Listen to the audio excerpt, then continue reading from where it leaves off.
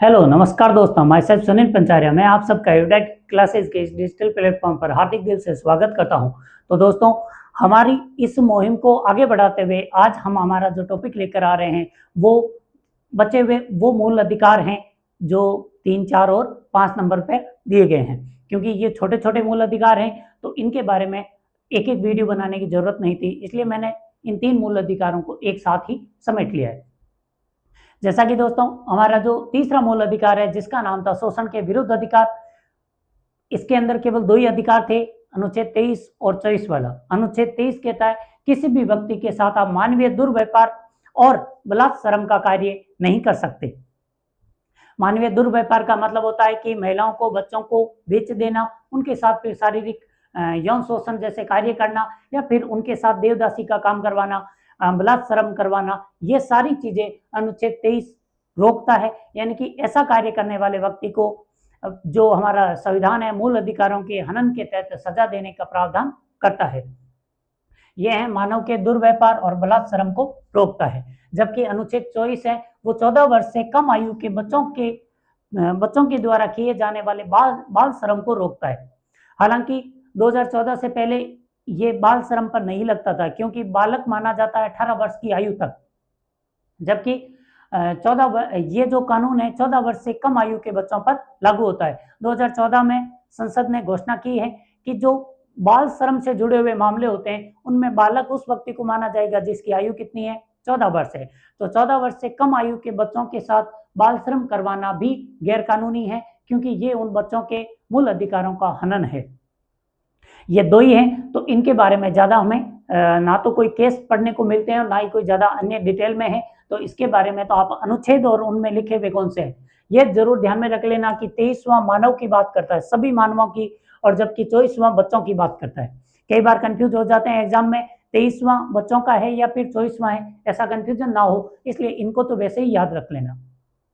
अब आता है धार्मिक स्वतंत्रता का अधिकार। ये अनुच्छेद 25 से लेकर 28 तक के लिखे हुए अनुच्छेद हैं जो किससे रिलेटेड हैं, धार्मिक स्वतंत्रता से रिलेटेड है। धार्मिक स्वतंत्रता में जो पहला है 25वां अनुच्छेद वो बहुत ज्यादा बड़ा है। ये क्या कहता है कि किसी भी व्यक्ति को धर्म के अंतःकरण, मानना, आचरण और प्रचार करने की स्वतंत्रता है।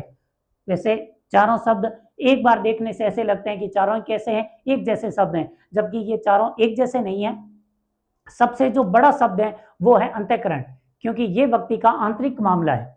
यानी कि आप अपने मन से किसी भी धर्म को स्वीकार कर सकते हैं। जब आप किसी एक धर्म को अपने मन से स्वीकार कर लेते हैं उसके बाद आती ये चीजें, मानना, आचरण करना और प्रचार करना।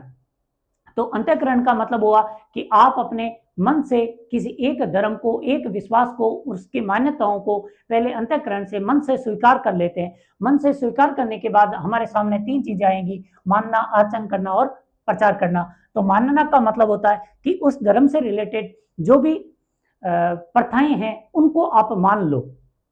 जैसे कि अगर आप मुसलमान धर्म का अनुयायी हैं तो फिर आपके लिए, जैसे महिलाएं हैं मुसलमान धर्म की, उनके लिए बुर्का पहनना जरूरी हो जाता है। तो वो क्या है, बुर्का मुसलमान धर्म का एक प्रथा है, और जो मुसलमान धर्म का पालन करते हैं वो इस प्रथा को मानते हैं। उनके विश्वासों को मानना, यानी कि जैसे हिंदू धर्म के लोग हैं तो वो भगवान को स्वीकार करते हैं, तो ये भगवान को मानना हो गया अंतःकरण से। अंतःकरण के बाद में यानी कि धर्म को मानना, धर्म की प्रथाओं को और उनकी चीजों को स्वीकार करना, ये होता है अंतःकरण के बाद मानना। उसके बाद आता है आचरण करना। आचरण करना का मतलब है कि आप अपने धर्म में लिखे हुए जो भी मान्यताएं, प्रथाएं हैं उनके जैसा ही व्यवहार भी करते हो, तो वो होता है धर्म का आचरण करना। फिर आता है धर्म का प्रचार करना। धर्म का प्रचार करने से आशय है कि आप अन्य व्यक्तियों को जो आपके धर्म के बारे में नहीं जानते उनको अपने धर्म की शिक्षाएं दें और उनको धर्म से रिलेटेड जो भी बातें हैं समझाने की कोशिश करते हैं, उससे बोलते हैं प्रचार करना। यहाँ एक चीज और समझ लेना, किसी दूसरे व्यक्ति का धर्मांतरण करवाना आपका मूल अधिकार नहीं है, क्योंकि धर्मांतरण प्रचार में नहीं आता है। प्रचार का मतलब है आप दूसरे व्यक्ति को अपने धर्म की बातें समझा रहे हो, वहां तक ही है। आप किसी व्यक्ति को धर्म बदलने के लिए मजबूर करते हो तो ये आपका मूल अधिकार नहीं है। जब ये मूल अधिकार नहीं है तो फिर आप सजा के पात्र बन सकते हैं। तो अनुच्छेद 25 है वो कहता है कि कोई भी व्यक्ति किसी भी धर्म का अंतःकरण कर सकता है, उसको मान सकता है, उसका आचरण कर सकता है और उसका प्रचार भी कर सकता है। अब 25 के अंदर जो सब क्लोज है वो 25 का सब क्लोज 2 क्या कहता है कि राज्य धर्म से जुड़े हुए धर्मनिरपेक्ष मामलों में हस्तक्षेप कर सकता है। ये बात तो सिंपल है, लेकिन हमारे लिए जानने में आएगा, हम जानने की कोशिश करते हैं कि धर्म से जुड़े हुए धर्मनिरपेक्ष मामले कौन से होते हैं। जैसे कि हिंदू धर्म है, तो हिंदू धर्म के अंदर जो विवाह का नियम है वो धर्मनिरपेक्ष है तो हिंदू धर्म की प्रथाओं मान्यताओं को ही फॉलो करते हैं, लेकिन ये क्या है, धर्म से जुड़ा हुआ नहीं है, ये धर्म से निरपेक्ष है। तो धर्म से निरपेक्ष मामलों के अंदर राज्य हस्तक्षेप कर सकता है। जैसे कि हिंदुओं में शादी के लिए हिंदू मैरिज एक्ट 1955 में बना दिया गया था। हाल ही में आपने सुना होगा कि 3 तलाक जो कि मुसलमानों में प्रचलित था, सुप्रीम कोर्ट ने इसे निरस्त कर दिया। तो इसका मतलब क्या हुआ कि वैसे तो आपको धर्म की संपूर्ण स्वतंत्रता है, कौन कौन सी, अंतःकरण, मानना, आचरण करना, प्रचार करना, सारी स्वतंत्रताएं हैं, लेकिन राज्य जो धर्म से जुड़े हुए धर्मनिरपेक्ष मामले हैं इनके अंदर राज्य हस्तक्षेप कर सकता है। और जैसे कि हिंदू मैरिज एक्ट 1955 वाला हिंदू धर्म के अंदर विवाह से संबंधित प्रावधान करता है, वैसे ही और उत्तराधिकार का नियम हिंदू उत्तराधिकार अधिनियम 1955 है, वो हिंदुओं में उत्तराधिकारी यानी कि पिता की संपत्ति का पुत्र में वितरण, ये व्यवस्था भी धर्मनिरपेक्ष है, इसलिए हमारे राज्य इसके अंदर कानून बना सकते हैं। और वैसे ही मुसलमानों में तलाक है कि जो 3 तलाक की प्रथा थी उसे भी राज्य ने निरस्त कर दिया।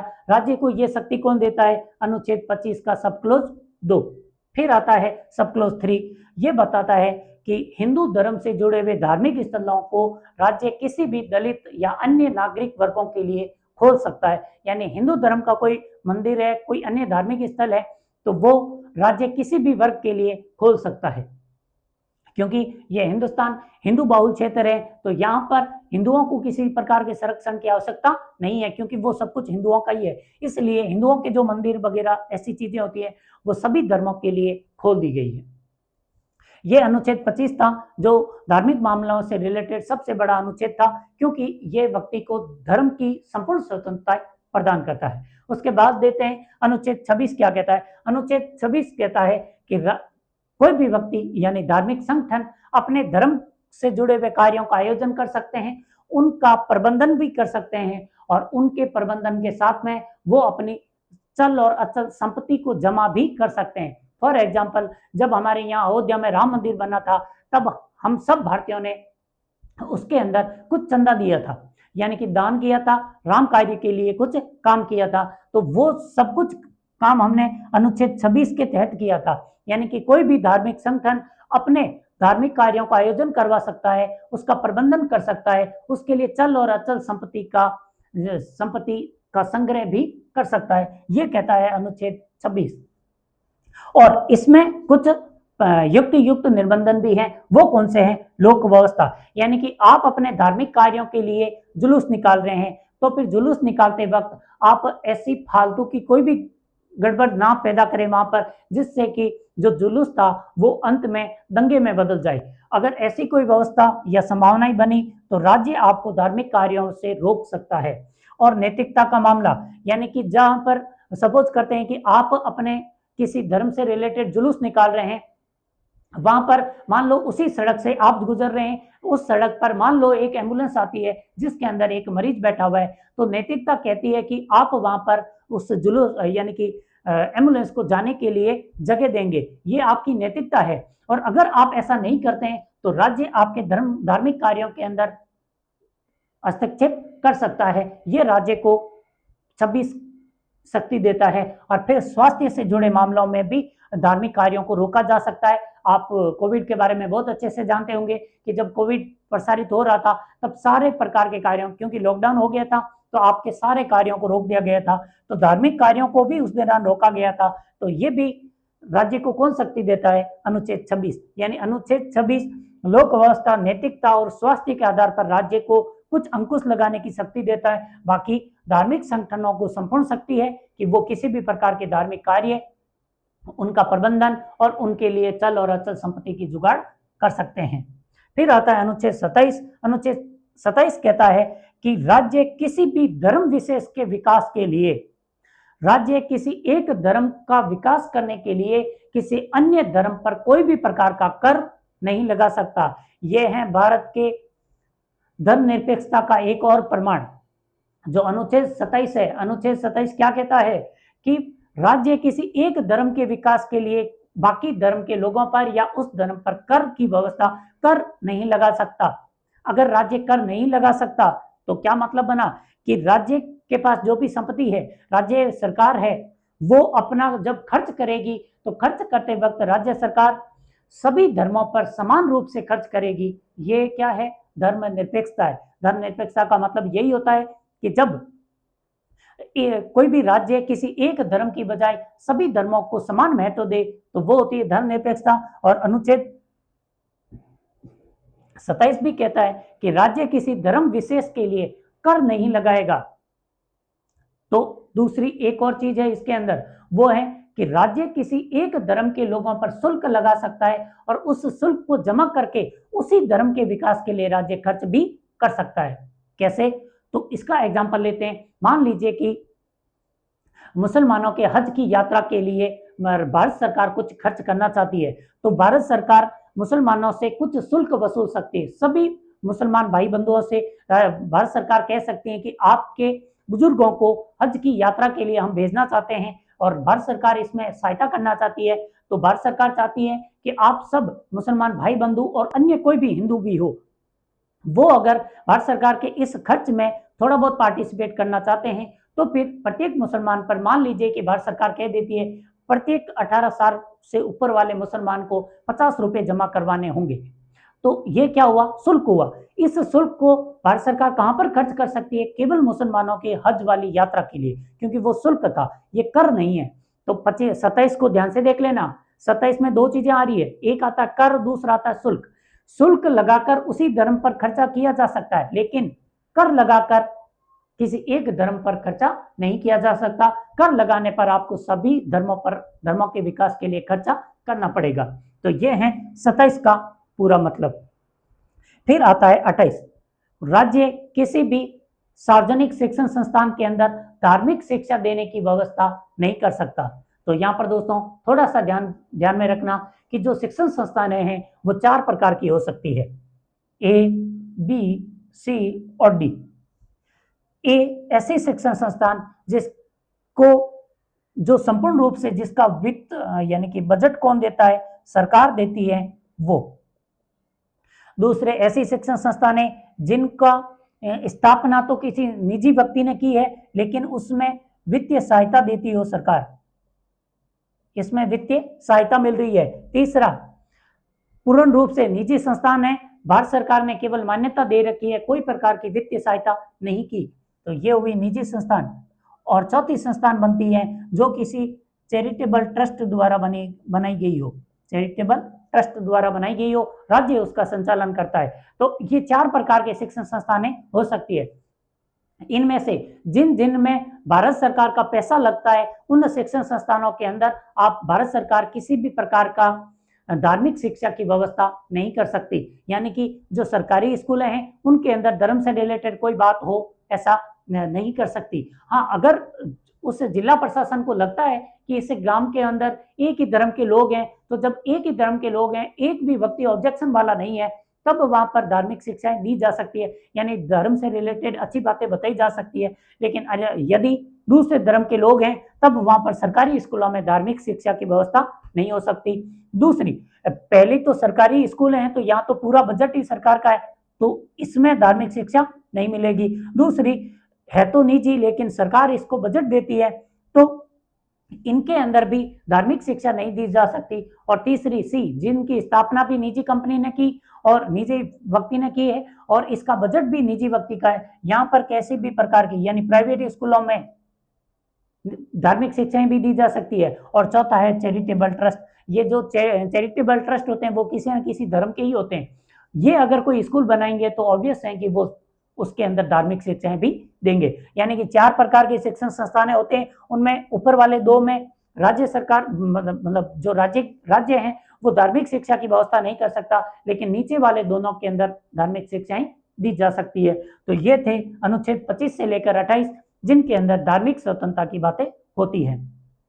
अब आता है शिक्षा एवं संस्कृति का अधिकार, जो कि हमारा 5वां अधिकार है। 5वां अधिकार शिक्षा और संस्कृति से रिलेटेड है। इनके अंदर एक दो बातें हैं जो फोकस करने वाली हैं, आप उन पर फोकस जरूर करना।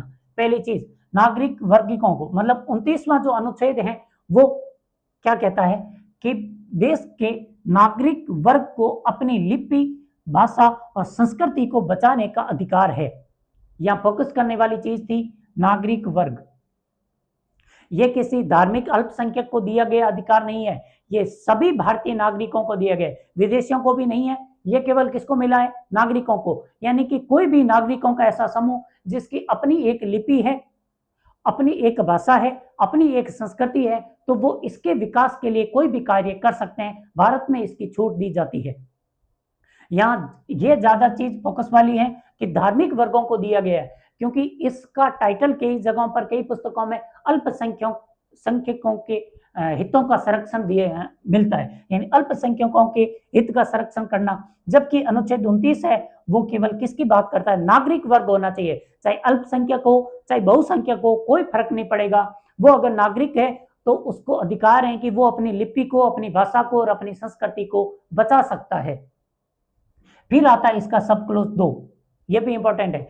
इसके अंदर राज्य किसी भी ऐसी शिक्षण संस्थानें, दोनों जिनमें धार्मिक शिक्षाएं नहीं मिल सकती थी, राज्य किसी भी अपने यानी कि सरकारी और उन प्राइवेट जिनमें सरकार का कुछ योगदान है, उनको उन शिक्षण संस्थानों में राज्य धर्म, वंश, जाति और भाषा के आधार पर प्रवेश से वंचित नहीं कर सकता। यानी कि राज्य किसी भी व्यक्ति को उसके धर्म, उसके वंश या उसकी जाति और उसकी भाषा के आधार पर शिक्षण संस्थानों में प्रवेश से वंचित नहीं कर सकता। मान लो कि एक पूर्ण रूप से हिंदू बाहुल क्षेत्र है, उसके अंदर एक मुसलमान लड़का आ जाता है जिसका धर्म क्या है? मुसलमान धर्म है, तो वो यानी इस्लाम धर्म है। इस्लाम धर्म का होने के आधार पर किसी भी सरकारी स्कूल में उसको प्रवेश देने से वंचित नहीं किया जा सकता। ये उसको कौन अधिकार देता है? अनुच्छेद 29 का सब क्लोज 2 जो कहता है कि राज्य 4 आधारों पर, धर्म, मूल वंश, जाति और भाषा के आधार पर किसी भी व्यक्ति को प्रवेश से वंचित नहीं कर सकता। इनमें ये जो 3 हैं वो तो अनुच्छेद 15 में भी थे, अनुच्छेद 16 में भी थे और अनुच्छेद 29 में भी है। धर्म, मूल वंश और जाति, अनुच्छेद 16 में एक्स्ट्रा था वो निवास था, और अनुच्छेद 29 में जो एक्स्ट्रा है वो है भाषा।